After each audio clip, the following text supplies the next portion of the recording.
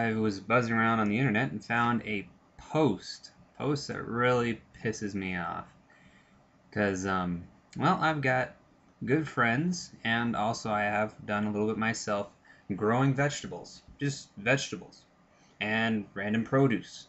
I rather enjoy gardening, actually. um, I could fancy myself being a farmer one day. Well, anyway, Obama would love to just really change that now. Apparently, he's creating what's called an S510 bill. It's not what the bill's category or anything, that's what this bill is being called. Let me just read off a paragraph off of a forum I was reading, written by a guy who, this is legitimate. It says the Food Safety Modernization Act of 2010 may be the most dangerous bill in the history of the U.S. It is to our food what the bailout was to our economy. I don't remember that bailout money ever filtering down to me. So, yeah, that's just a little spiteful thing. Gotta love the banks, though. They really cashed in on that, and it looks like that they might do that a few times over as well in this category. Only we can live without money. I love that title. That's the beauty of it. It's true, don't you think? Anyway, what they're going to do is they're going to put a ban on any local farmer wanting to do, like I live out here in Grand Junction, and I'm close to Palisade, which Palisade is well known for its vineyards and for having all sorts of fruit and produce and vegetables and so on and so forth, and having all sorts of different kinds of wine and stuff. All of that is going to change because this bill right here is showing that I can't go out and do that. I can't go out and create any of that. I can't just suddenly become a farmer overnight. I have to, what it's looking like is going to either be charged for this or just period, not going to be able to do it, period. Like, not at all. I mean, seriously, how dumb can you get?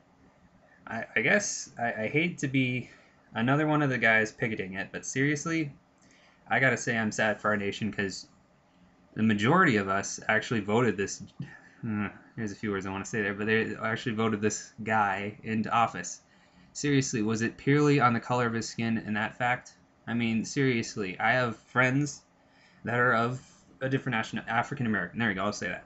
I have friends and they're awesome in that. I haven't been in contact with him for a while, but that's besides the point.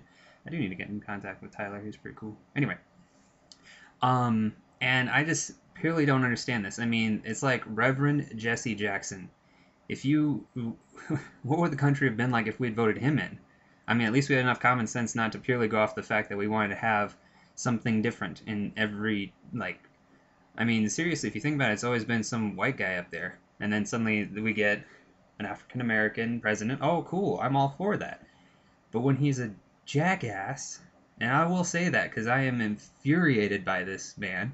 I mean, seriously, I don't see anything that he's done correct. And if anyone who views this is in Grand Junction, Colorado, I mean, him and Ritter seem to be about the same category and caliber of person. If we can find something that we can make money on, and in his standpoint, if he could find something he can make money on, then he will do it. It's pure as that. I mean, seriously, I think they're in what was it, cohorts or whatever the word is. They're basically cahoots or whatever, I can't remember, with each other because they seem to have close to the same idea, which is, oh, that helped and that doesn't cost them any money. Well, let's tax them on it. I mean, it's like the census bill, for instance. If you really think about it, I mean, what does that help? Oh, well, we can give a better standing in the Senate office. When that guy has more people in the state, he gets better standing. Therefore, he has more say in the matter. He holds more weight, essentially, in his words. And it's like, okay, that's all cool and that if I like the guy who's the governor of the state, and not really, but anyway, so it's like, okay, that helps, but really, I mean, other than that, what are you going to do? Oh, you're going to increase taxes. Here's another little nugget of truth. My sister's house came back with saying that it was actually worth more than when she purchased it. That's all fine. That's cool. It's mature and it's more money in that, and it's cool. Like, hey, cool, we can sell it for more. But here's the thing: when we actually look at it, it says it has another bedroom than it actually does. This is technically a 3-bedroom. They're saying it's a 4-bedroom. It's got a small bonus room that doesn't have a closet. When it has a closet, that's considered a bedroom. When it does not have a closet, it's a bonus room. So even if you have a nice, luxurious big room and there's no closet, it's not considered a room, technically. And also the square footage is off. So it's like, yay, the square footage is a little less, but then It charges more, and we have to pay taxes more. Other thing is her mother-in-law had the same thing happen to her house. Only it was she had more square footage and one less bedroom than she actually had. But somehow that coordinated in her neighborhood to make it to where her house is worth more, but then she has to pay more taxes. And here's one other little thing that we've been actually finding here that I've been finding on the web as well. A lot more people than just in the Grand Junction area are having this happen to them as well. It seems cool. Problem being is, when someone comes to appraise a house and sees that all that's wrong, your price drops down to what it technically is. So it doesn't help you in the long haul.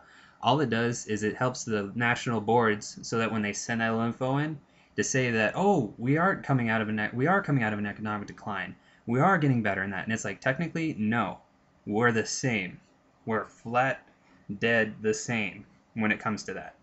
Because I mean, it is helping in certain areas. The economic decline is not declining as much, but seriously, not that much. And that's depressing to say and all, but it's true. And yeah, this is just one little thing I wanted to, whatever the word is, what is it? Vlog.